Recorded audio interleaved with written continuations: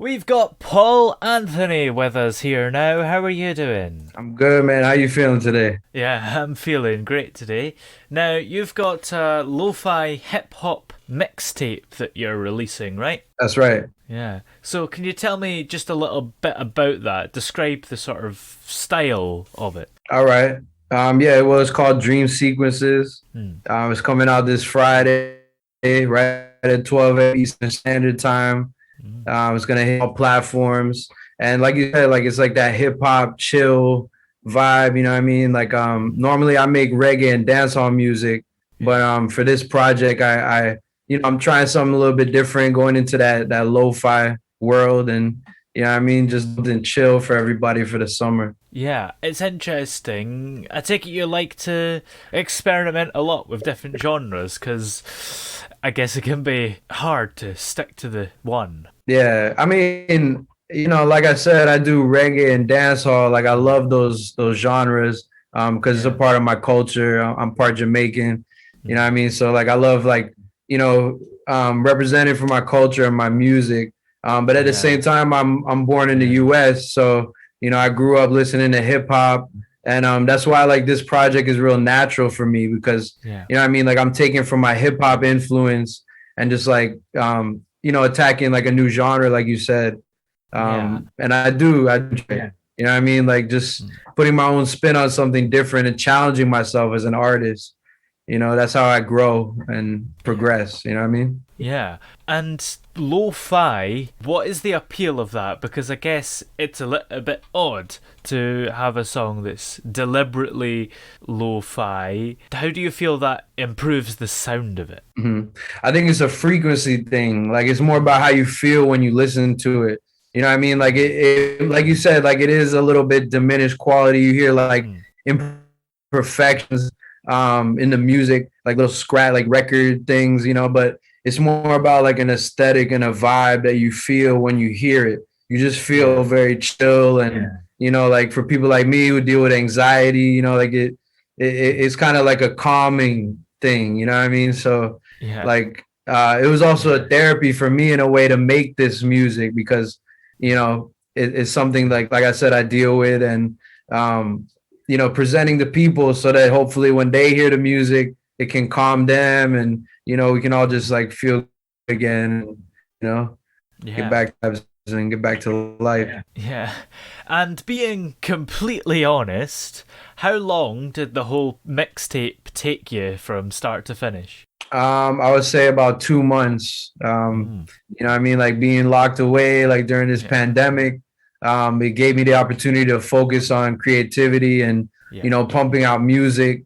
Mm. In addition to my reggae and dancehall music that I still make, I was working on this album with my label, Starburst Records. And, Mm. I mean, a shout out to Solstarr as well, who mixed and mastered the whole project and did some background vocals, amazing background vocals on the songs. Mm. Um, yeah, so what I mean, like it was a short process, but we had the time to dedicate to it and make it nice. Yeah, absolutely. And I guess this last year with COVID has been really hard for a lot of people to collaborate and to kind of get out and meet the fans. So it's great that you're still able to release a mixtape in these times. Right, exactly. I mean, it has been a challenge, but it's also been good to have the time to be able to focus on things like this. Mm. Like so, like they say, a blessing and a curse. Yeah, So and exactly. unfortunately, a lot of lives were lost, and we can't forget that either. Like, Mm. well, yeah, we had time and work about. Some people were suffering. A lot of people were suffering. Mm. So we can't leave that out as well. Yeah, absolutely. There's always two sides to both things. No matter That's how true. bad something is, there's always a few positives, and no matter how good something is, it might not be good for some people. Exactly. Yeah. Yep. So let's go straight back to the start here. How did you first get involved in music in the first place then? Mhm. Well, for everybody who doesn't know, for your viewers and Yeah. some of my viewers who may not know, my father is a well-known entertainer from Jamaica. His name is Pat Satchmo. He made some records with Lee Scratch Perry, with Upsetter's label, Sly and Robbie back in the 1960s, 70s in Jamaica with what was called the Rocksteady era, which preceded reggae just a bit, like going from ska into reggae. So, you know, growing up and watching him like do his thing and being from a musical family, my stepdad's also a musician, producer, songwriter, you know, so like I pretty much learned from my parents and like, you know, developed my skills as a songwriter and went my own direction with the rap and hip hop and dancehall styles. You know what I mean? So yeah, it's been pretty much my like more than half my life pursuing this. So yeah, you know. And your father being a well-known kind of entertainer in Jamaica, do you find it hard to get recognized in your own right instead of just living under his shadow in a way? That's a good question, and we always say it's like we have different styles, you know. So like we work together a lot. We have records that we made together, and it's like we bring different elements to the record, and I love doing that too. By the way, like you mentioned collaboration, and like it's been difficult, but it's also been cool too because we can collaborate from a distance. We can, you know, I can record my part, send it. I mean, it's not the same vibe like when you're in the same room and everybody's, you know, having a good time and feeding off each other's energy. But we can still get those things done. And going back to my father, like working with my dad, like we complement each other, I think, like with our styles, you know. So it's definitely like a great thing, you know. Yeah, and I guess he would be somebody who would be quite encouraging of you doing music because he did it himself. Exactly, like a teacher. Like I learned a lot, even if it's not something he told me. It's something that I learned by example. You know what I mean? Yeah, that's for sure. And what about famous musical influences? Do you have any of them? I mean, I love all kinds of music. Like I said, I grew up listening to reggae, dancehall, and hip hop. So like, you know, Shabba Ranks, Sean Paul, Damian Marley, Collie Buddz, and you know, hip hop. I was listening to like Tupac and you know 90s stuff. You know, because I came up in the 90s, like in early 2000s time. You know, Drake, anybody. You know, anybody who makes great music, like. I listen to all kind of different music. You know what I mean? So yeah, I take influences from everything I hear. So yeah, man. Yeah, it's great to listen to all kinds because it's a little bit weird if you only listen to one because that shows a lack of exploration, I suppose. That's true. That's true. And then you can bring elements into your own creation, you know, from a different style of music that people may not be used to in your lane, like my lane of reggae and dancehall. Just like this mixtape is gonna be. It's like people that have been listening to my music over the years, they may not be expecting it, but I'm kind of hoping like, you know, they listen and they're pleasantly surprised that, you know, I can do something totally different and it can still sound good and people can still connect with it. Yeah. And what was the first ever project you worked on as a musician then? My first project, that was like my original mixtape. Let me get the cover. It's called All Debts Paid. This was in, I think it was 2007, 2008. Yeah. Yep. 2008. That was like a reggae cross hip hop. Shout out to Track Magic, Firestar Entertainment. The first label that I worked with and believed in me, you know what I mean, helped develop me as an artist. We put out this mixtape together and several other projects. So, and I was about 18 years old. That was like, you know, over 10 years ago. So, you know what I mean? Still doing my thing. You know what I mean? Yeah, that's for sure. And it's good to release stuff from a young age because I guess that means your career will be the longest it possibly can. That's true. And you get experience. Like I'm glad I got experiences younger. That way, like when I'm, you know, at this stage now, I have experience of things I've gone through and things I know to avoid. And, you know, I'm still learning, of course.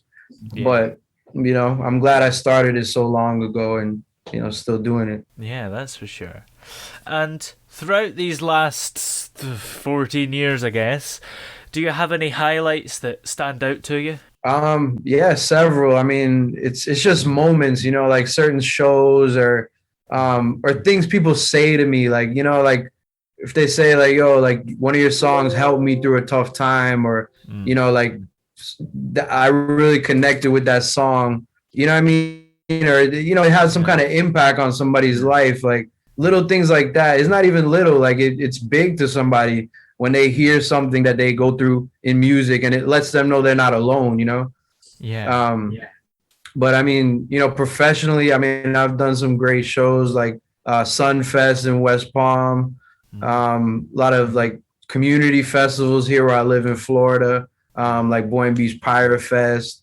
Last year, well, this year, I was nominated for a Grammy with the Wailers, the famous Wailers Oh band, yeah. new album.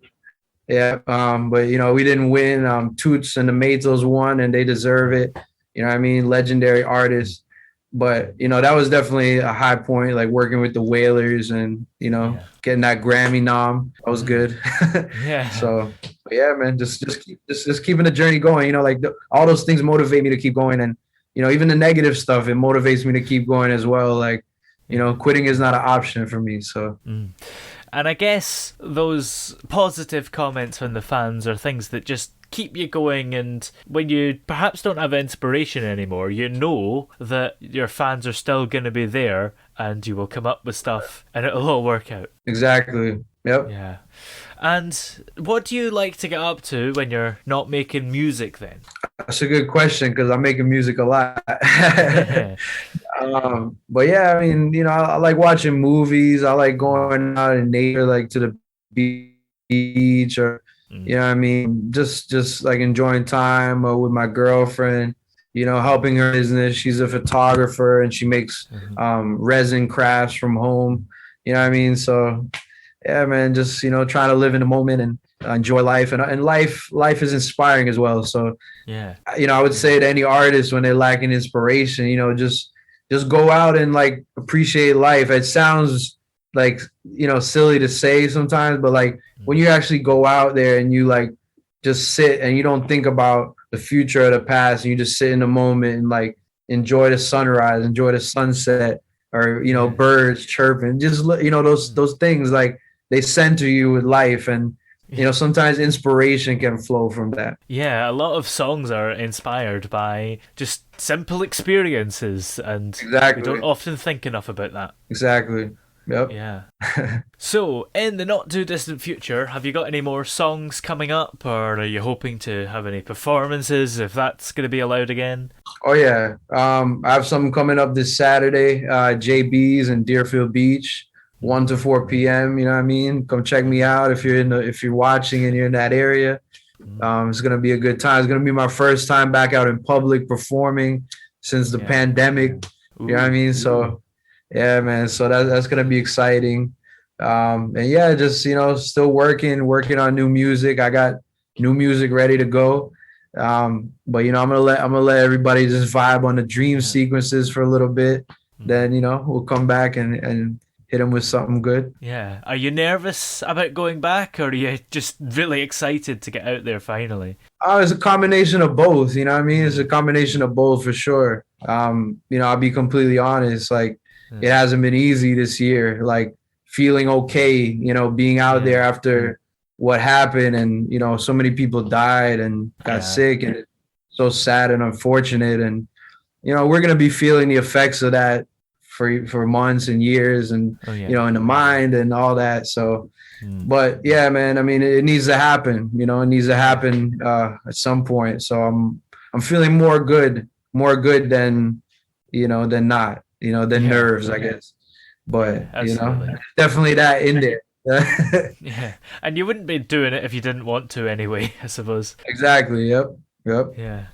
Well, where are we able to find all your music if we want to have a listen? hmm Definitely follow me on Instagram, Paul Anthony Reggae. Follow me on Ooh. Spotify. It's Paul Anthony.